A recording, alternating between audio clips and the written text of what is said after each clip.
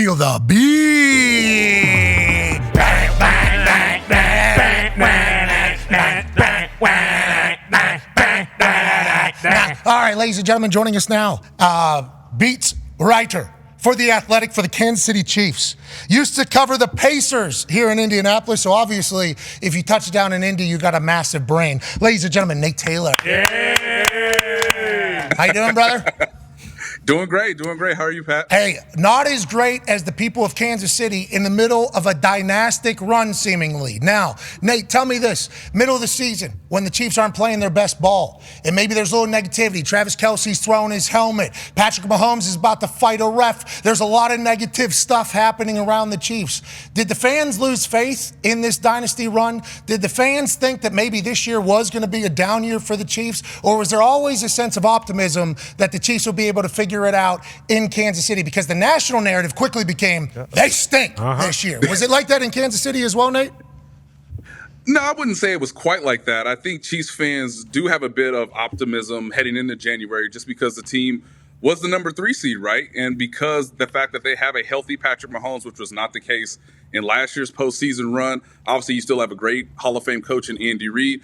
And surprisingly enough, and I wrote this in The Athletic today, the best unit on the team is their defense, led by defensive coordinator Steve Spagnuolo. So they still have a talented roster. They've had issues, obviously, catching the football, of course, having turnovers at weird, inopportune times. But you trust the quarterback, who's the most talented in the league, to sort of guide you through the playoffs, and he's done that for the last 2 weeks. So even though I think it was fair to criticize the Chiefs, and especially their pass catchers outside of Travis Kelce, the team has still been quite talented. It's just they haven't put it all together until this 2-game run. Yeah, and Rashee Rice has obviously become a superstar seemingly this year and a hero and a guy that had a cape on whenever they needed somebody to step up. But it just felt like all the things that hadn't happened to the Chiefs in the past were happening to the Chiefs. And you talked about how this year it's relying on their defense to be great, which is huge for any team, but also this running game. Now, Patrick Mahomes is fantastic, but Pacheco has become like national folklore almost. He tries to run through the ground and through humans every time he gets the ball.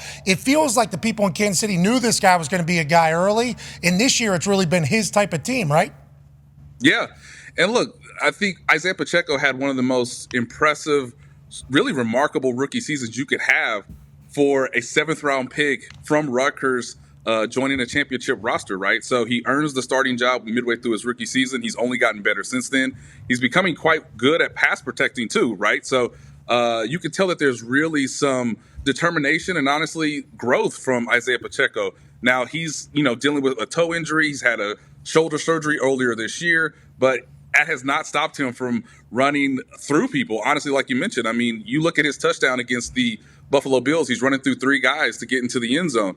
The Chiefs sort of simplified their offense. And I always say that simplifying the offense is just giving the ball to the running back who can obviously, create yards after contact. So he's going to have a pivotal role in this game.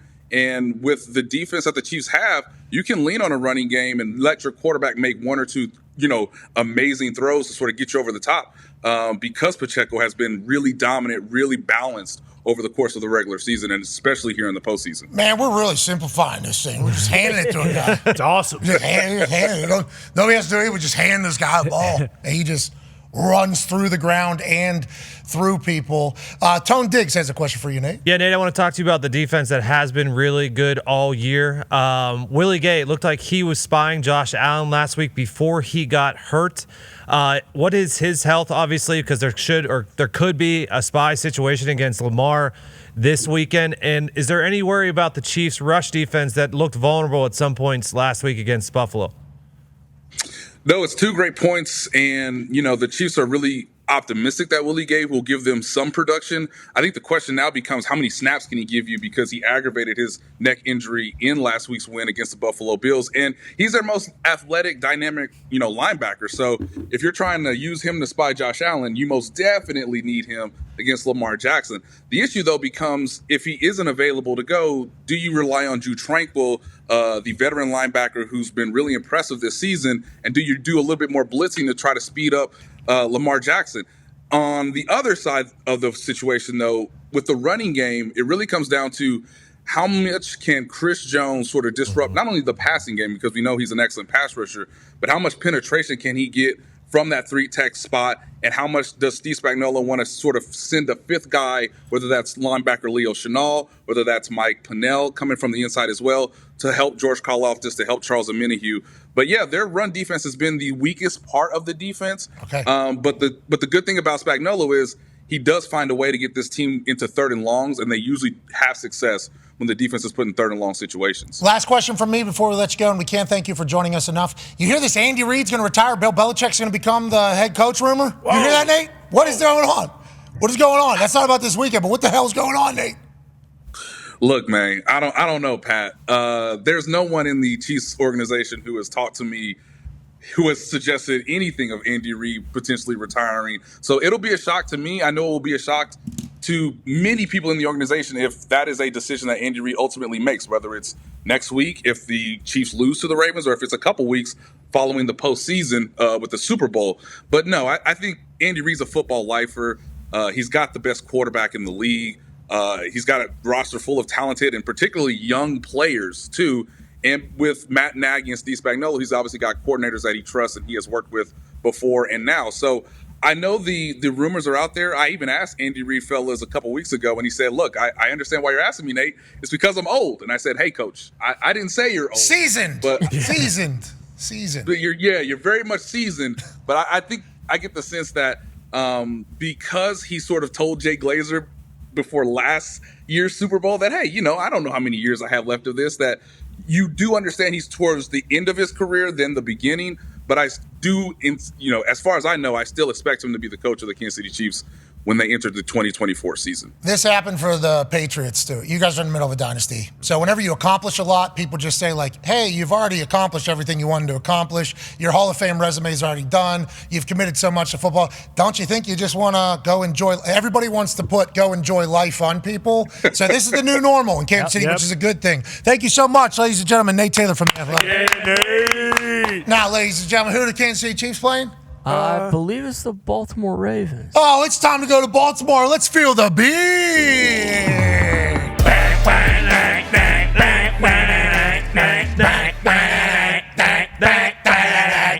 Not a beat reporter. No. What? Not a beat writer. What?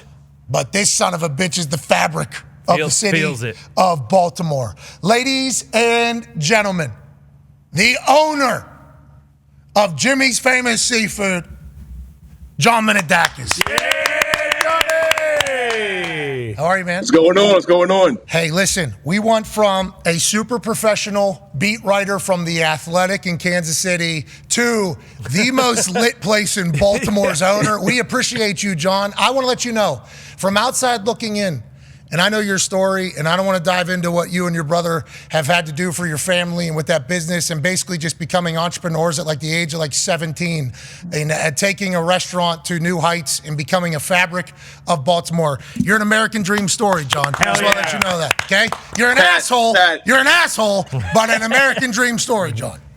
Pat, I was literally on the phone when I found out I was coming on the show today.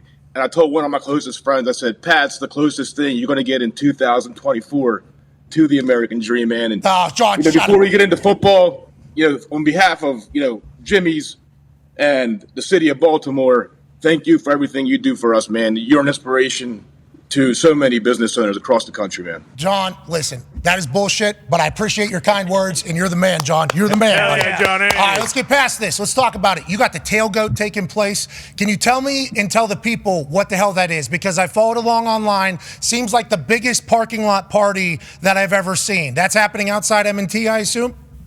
Yeah, absolutely. So the Tailgoat is merch. A tailgate concept that we started over 20 years ago. It was 24 of us on a cheese bus with a couple cold cuts and a keg of beer, and it just got bigger and bigger. We added a boom box, and then we added a DJ, and then we added a grill. And next thing you know, this week, we're going to have 2,000 people almost at across from M&T Bank Stadium. And we're going to have the DJ Diesel. We're going to have Ed Reed. It's a dream come true, man. You from the Colts side, Tone from the Steelers side, you guys know what it's like to have the AFC Championship game in your city. Unfortunately, to this point, as Ravens fans, we haven't had that feeling. I've been to Pittsburgh to see the AFC Championship game. I've been to New England twice to see the AFC Championship game, and I see the kind of effect that it has on a fan base, on the local economy, and this is just a dream come true, and Baltimore's been waiting for this forever. Well, I think Baltimore's going to show up. I've always talked about how Baltimore, M&T Bank Stadium, regardless of playoffs or AFC Championship, especially when we came to town, is one of the most underrated environments in all of sports, not just the NFL, but all of sports. Why do you think that's the case? And why do you think that the world is just now kind of getting a chance to see how insane M&T Bank Stadium is? Yeah, I mean, look, at the end of the day, we only have 2 pro sports teams here, and our lives revolve around those 2 sports teams. And the Ravens, from the minute they got here, they grew an immediate connection with the city, and they just took on the identity of the fan base. Blue collar, hit you in the mouth. You might hear a cuss word or two coming out of the crowd, as you've referenced the last couple of weeks, but it's true. These are people that their lives revolve around 8-9 Sundays a year, getting down to M&T Bank Stadium and spending time with their family and spending time with the person that sits next to them for since the beginning of the stadium. It's who we are. It's our identity. And speaking of fans, the Ravens are winning this week, just so we know, and we can get into X's and O's if we want. Okay. But today would have been the greatest Ravens fan of all time's 18th birthday. Don't know if you're familiar with the story, Pat, but the legendary Mo Gabba, who's the reason why the Ravens have the MO in Baltimore in the end zone highlighted a different color. He passed away, unfortunately, fought cancer. But today would have been his 18th birthday, and the Ravens are winning this game Sunday for Mo Gabba. I love that. I did not know the story. I was not familiar with it. And I had seen the Mo highlighted in Baltimore, because why be less when you can be Mo? Plus, you tie in Mo Gabba's story. That's beautiful. And it feels like, maybe there are some things a lot bigger than football. Shout out Rico. Yep. Absolutely, that have taken place in this entire thing. Con Man's got a question for you, John. Yeah, John, Pat mentioned it. Your guys' story at Jimmy's is awesome. And last time we were there, you gave us a huge platter of just like $2,000 worth of food for 2 humans about to hop on a plane. Cicadas or? No cicadas. That was before. And no COVID. Thanks. Yeah, appreciate that. But aside, steak, scallops, the whole bacon wrapped. Bacon wrapped. Yeah, you got the crab cakes. Obviously. So I say all that just to say, the people of Baltimore can be known as pretty shitty.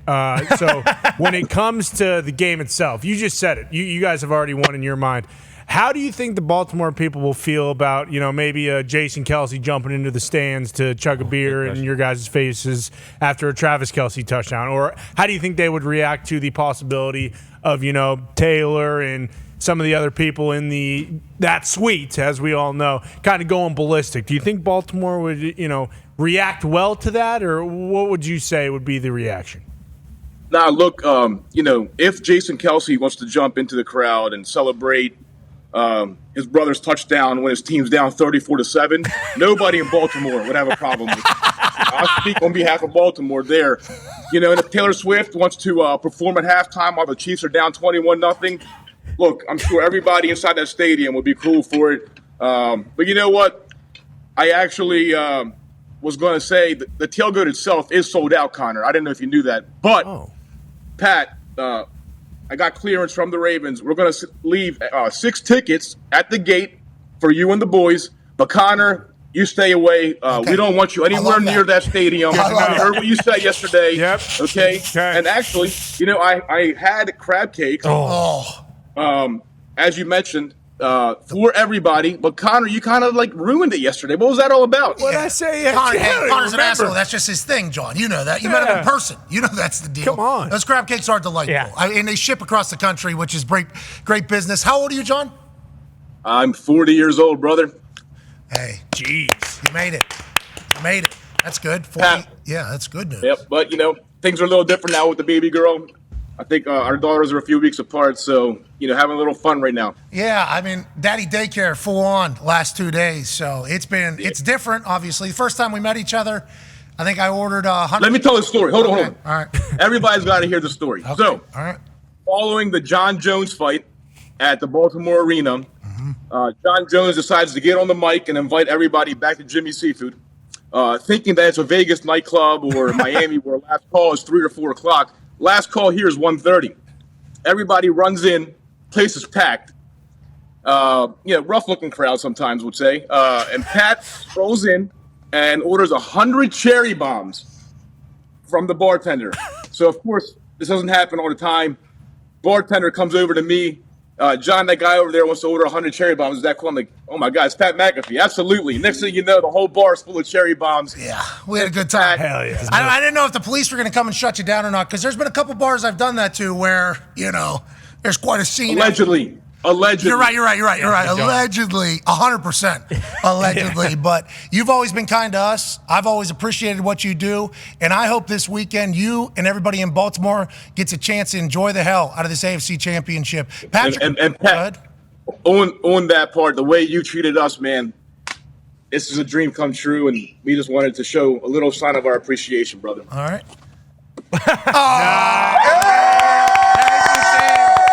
Thank you, team. Small business, beautiful. They got a great bakery over there, too. They got a great bakery over there. Sleep on the brownies. Hey, keep crushing it, all right? Peter's stopping over soon. Ladies See and you gentlemen. Sunday. You got to come. See you Sunday. Not a chance. Hey, in hell. you just talked about our baby girls. Yeah, there's no shot in hell of in Baltimore on Sunday. But I appreciate the invite, and we will come in the future because Shaquille O'Neal's DJing. Come on. Ray Lewis is MC. Ed Reed is going to be there. T-Pain's performing at halftime. Let's have a weekend. Congratulations, ladies and gentlemen. Owner of Jimmy's Famous Seafood, John Minadakis.